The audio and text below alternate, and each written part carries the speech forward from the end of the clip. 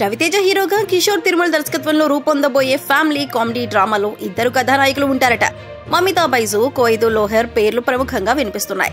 అసలు ప్రాజెక్టే ప్రకటించినప్పటికీ ఊహాగానాలు జోరుగా ఉన్నాయి. బీవీఎస్ రవి అందించిన కథ 1 జెంట్ 2 లేడీస్ తరహాలో ఉంటుందని వినికిడి. ప్రస్తుతానికి ఫైనల్ నరేషన్ అవ్వలేదు. మాస్ జాతరలో బిజీగా ఉన్న రవితేజ ఈ నెలాఖరులోగా దీన్ని కన్ఫర్మ్ చేయాల్సి ఉంటుంది. ఒకవేళ ఓకే అనుకుంటే 5 నెలల్లో పూర్తి చేసేలా ప్లాన్ చేస్తారట.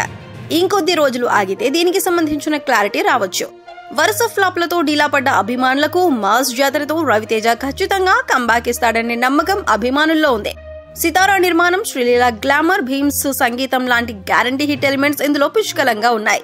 ఇక కిషోర్ తిరుమల విషయానికి వస్తే 2022లో శర్వానంద్ ఆడవాళ్లు మీకు జోహార్లు ఊహించని విధంగా ఫ్లాప్ కావడంతో గ్యాప్ వచ్చేసింది. 3 ఏళ్ల నిరీక్షణకు న్యాయం చేకూరుస్తూ రవితేజతో కనుక ఓకే అయితే మళ్లీ ట్రాక్ లో పడేందుకు మంచి ఛాన్స్ దొరికినట్టు అవుతుంది.